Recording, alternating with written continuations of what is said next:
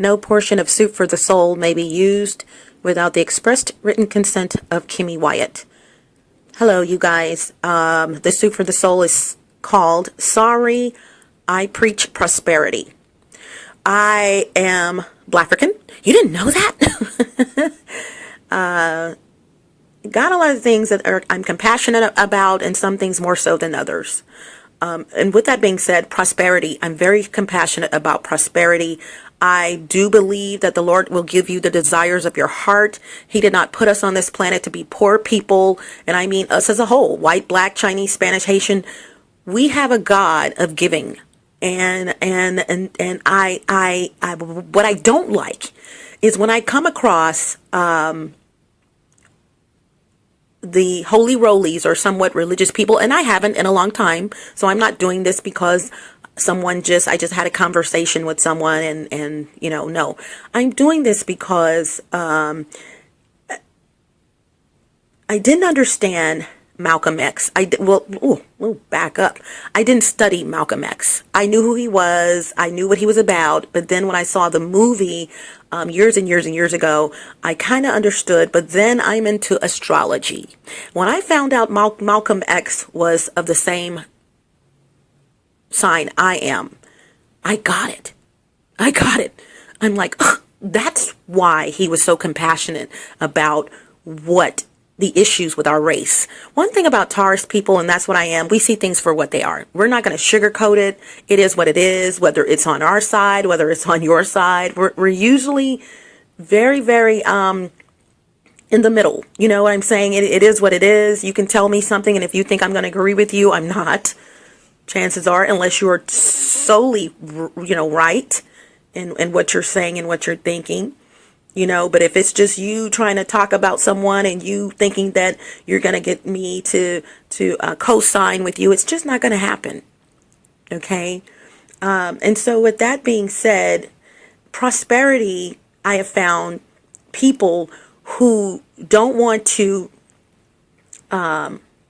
preach on prosperity for some preachers. I have found just the average Joe who feels like they're just settled and happy with $3. Now, let me say this. Sometimes people see things in you that you don't see in yourself. I know of people who, seriously, you gave them $3, $4, they're happy as a lark. At least they think. Because they can use that $3 and $4 to go buy cigarettes, to add it to some more money they may have and go buy, like I said, cigarettes or liquor or whatever, and they're happy. And there are people on the planet who are just as content, let me say this, with what they have. I get it. There are people on the planet who don't want any more than what they have. They're happy within themselves. Please, please. I get all of that. Everything is not for everyone.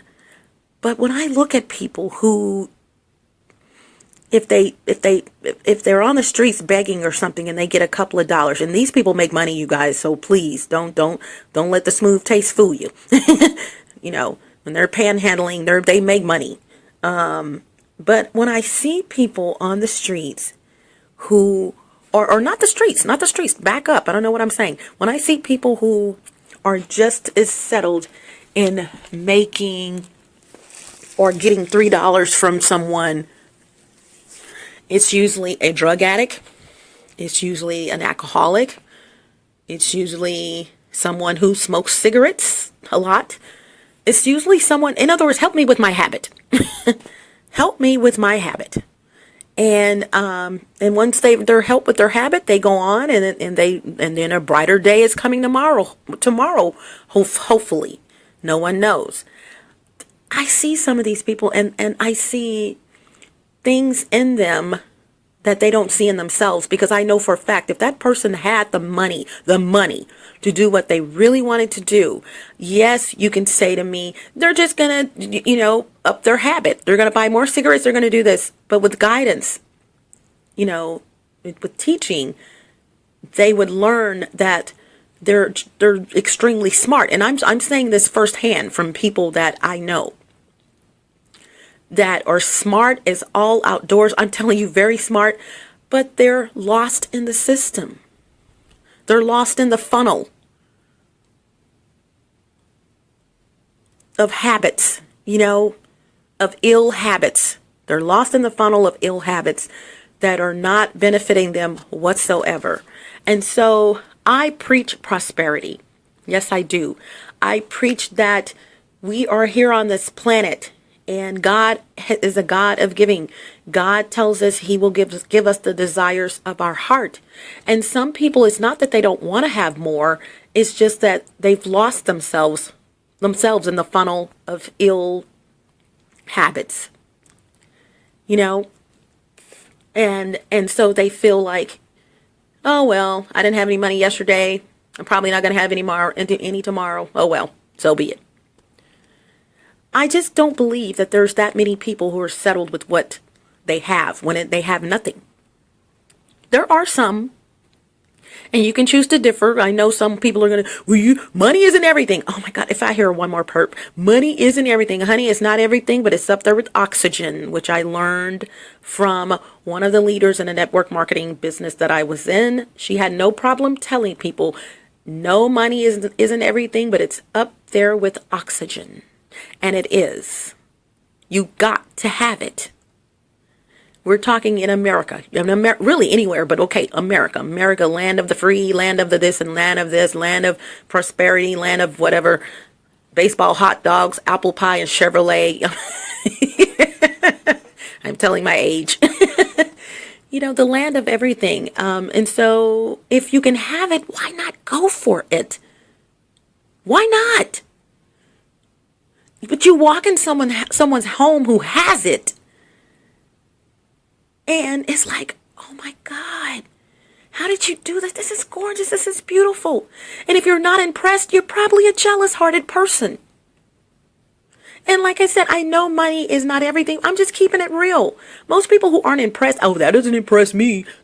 Okay, you've lost your soul, basically, or better yet, you've lost it because you feel like you can't do that, and you don't want to work to do that. You don't want to work to have that. You're settled in who you are and what you haven't accomplished. Something I rarely have to say. You're settled in what you have accomplished. No, you're settled in what you haven't accomplished. And because you wake up breathing every day, it's okay. I think some of these people who have these homes, I even posted Alicia Keys' home, Tara Banks' home just recently. I've posted, I think, Jay-Z and Beyonce's home. Anyone who has a beautiful home that is prosperous. And I posted them on the Google Plus page. You guys do tours of your home. Let people, guided tours, let people see how you live as opposed to seeing it on paper. Football players, let people walk through your home and in certain sections of your home or whatever and see how you live so that they can see the vision as opposed to reading about the vision. That would be a wonderful thing. Let them know that it's possible for them to have what you have if you're not a hater. And I like to believe, once you've arrived, most times that hater rate, most times, unless you see someone getting on your level. But as far as, you not wanting people to have materialistic things, I have to admit a lot of Black African people are over that. I want you to have this. I want you to be just as prosperous as I am. Because I got it. I mean, hey, it's enough for everyone. And I suggest great docu-movie. I mention it all the time. I've seen it over 30-something times. I don't remember the number, lost count. And I do have it on my Google Plus page in the videos. You guys, you've got to see The Secret. When I saw The Secret, as I've mentioned many times before, I knew Oprah Winfrey would have The Secret show on her as one of her shows. She's done multiple ones. The Secret, and it may be on YouTube right now. I know it's on YouTube. It's taken off. It's on there. But if you see The Secret, it is per my definition a documentary that's made into a movie. And I can't even explain it to you. You got to find out what The Secret is. But I'm going to tell you, once you've seen it, It will change your life. Pay attention. You may have to watch it 4 or 5 times because you're going to miss something. Trust me. You're going to miss something on the first and second time that you're going to notice on the third, fourth, or fifth viewing. This is Kimmy Wyatt. I'm out of time. Thank you for joining this Soup for the Soul. I hope you listen to all of my Soup for the Soul. I love doing Soup for the Souls. Hasta la vista. Buenos Aires. Buenas noches. Arrivederci. Au revoir. Salida. Don't let the doorknob hit you where the good Lord split you. The good Lord. And ciao, Bella. Smooches. Bye.